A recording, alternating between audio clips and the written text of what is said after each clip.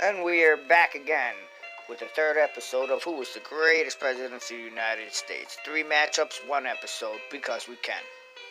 First up on our list is Bush versus Bush Jr. Our first matchup, Bush Sr. versus Bush Jr. We play a lot of Spark Chess too. And by the way, chess players who play online, stop cheating. That's foul. That's a no-go. Spark Chess is not paying us to say this, by the way. Now let's take a look at their first week. Now, President Bush Sr., right off the bat, really didn't do that much his first week, whereas compared to President Bush Jr., right off the bat, January 22nd, Bush reinstates the ban on aid to international groups performing in abortions. We're just setting up for some hashtag cook this. It seems like George Bush Jr. actually got that nod, albeit it's not a really good nod because of the reason, and what he was doing, but George Bush Sr. really didn't do anything. Actually nothing. Neither of them really did nothing their first week. But like I said, because George Bush Jr. did actually sign that ban and reinstate that ban, he actually gets the nod.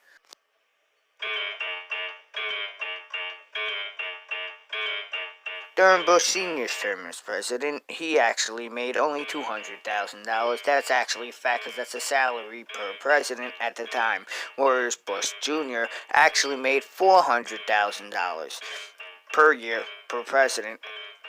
And then he has the $50,000 bonus. I guess you can call it a bonus, whatever you want to call it, as did Bush Sr. So, in any event, the winner of that one, who made more per year because it was a set salary, would have to actually go to Bush Sr.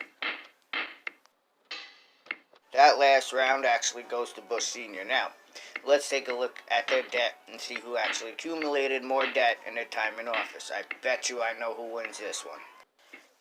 Bush Sr. actually racked up just over $1 trillion, which is nothing if you double it, because in Bush Jr.'s 8 years, he racked over just over $3 trillion. We're about to look at that right now. George E. Jr. racked up a 57% increase, which brings the national deficit to just over $3 trillion, leaving the national debt to $5.85 trillion. Bush Sr. jumps ahead with 2 points, leaving Bush Jr. behind with only 1 point. Now we're going to jump in right now to our next category. George Bush Sr. is only at 4 years recorded of taking 220 vacation days, whereas George Bush Jr. in 8 years has 1,020. So Bush Jr. has 800 more vacation days than Bush Sr. Bush Sr. with his 220, even if you double that, is only 440 vacation days compared to Bush Jr.'s 1,020. That is a ridiculously high amount. In fact, I believe, I could be mistaken, as of this time, I believe Bush Jr. actually has more vacation time than Barack Obama and Bush Sr. combined. With no further ado, George Bush Sr. obviously has this one, and George Bush Jr. obviously, if he wins the next round, he will only be at 2 compared to George Bush Sr.'s 3.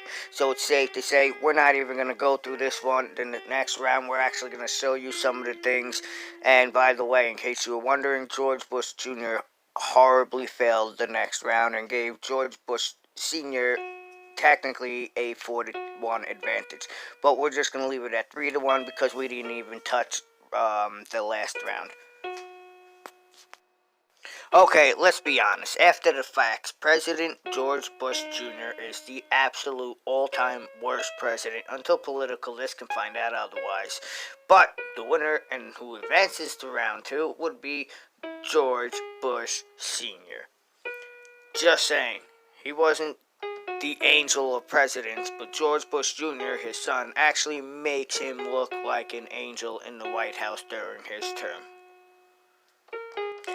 Next up, my all-time personal favorite, because he's from Long Island himself, Theodore Roosevelt versus Franklin Delano Roosevelt. Here's a fun fact: Theodore Roosevelt on his first term was never actually voted into office after he was actually vice president for the president who preceded him, who actually died while in office. Let's take a look at what each president did in office their first week. President Theodore Roosevelt was actually inaugurated September 14th, and he didn't do anything actually until November 18th, well after 2 months after his inauguration. President Theodore Roosevelt, right off the bat, is not doing that good. Let's take a look at President Franklin Delano Roosevelt. Actually announced the Roosevelt and O'Connor law firm. The entire first week, actually, he also reformed the entire banking system of the United States. So, with that said, FDR starts off with 1 and Theodore Roosevelt with 0. Let's move to the next category. Here is some math right here that's actually gonna blow your mind. Theodore Roosevelt, when he was President of the United States in 1901, get ready for this. He made a staggering $50,000, which is equivalent to $1,521, just over that in 2020. Now, Franklin Delano Roosevelt actually made more, what seemed more at that time, at $75,000, but it is in 1933 equivalent to $1,492,000, just over that in the year 2020. So, with that said, FDR goes 2 and 0 against Theodore Roosevelt. Theodore Roosevelt is not looking good right now. Now, let's move on to the next round, which I have a feeling this is also going to be another shutout. Look at the amount of years that FDR was actually President of the United States compared to Theodore Roosevelt.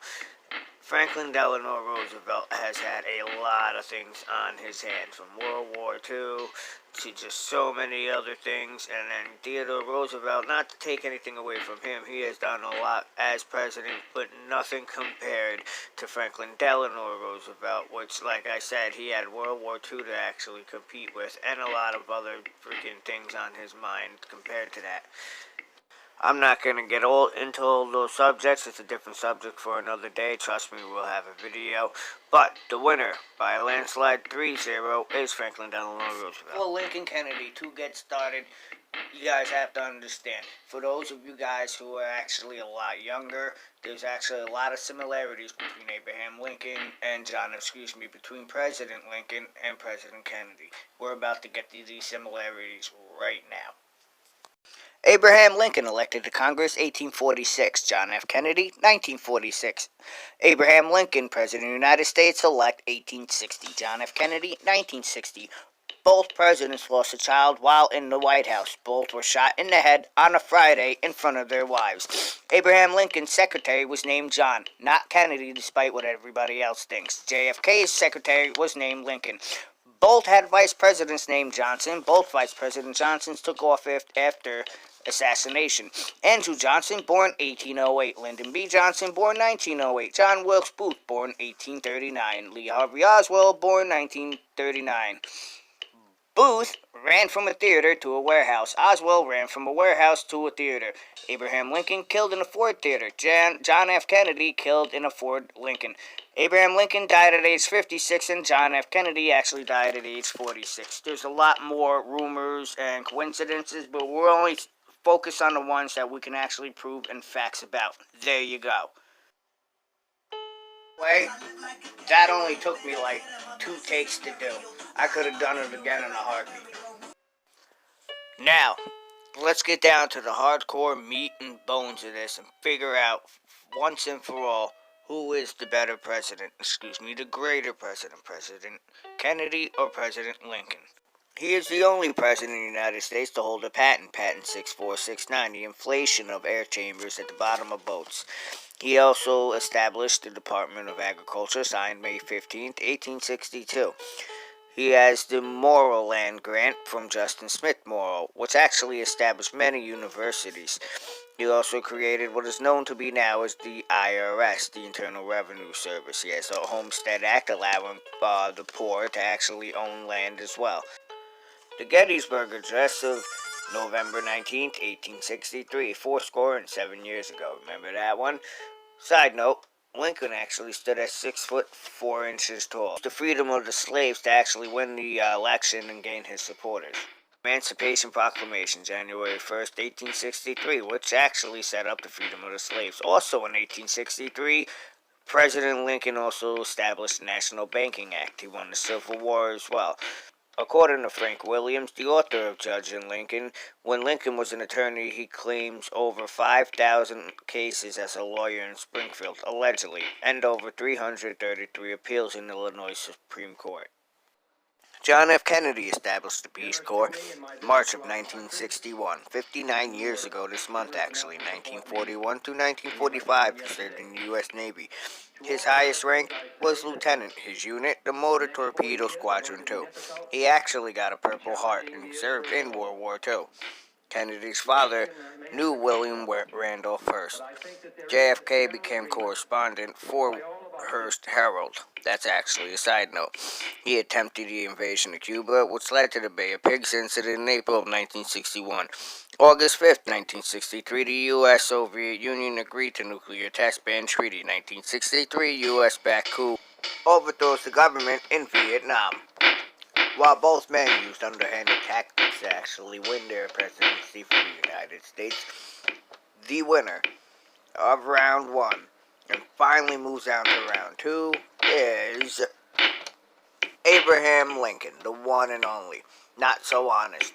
Anyway, I'm glad you guys actually stuck it out till the end. I'm so happy you guys actually were watching. Now, stick around because this is what's coming up in our next episode, episode 4.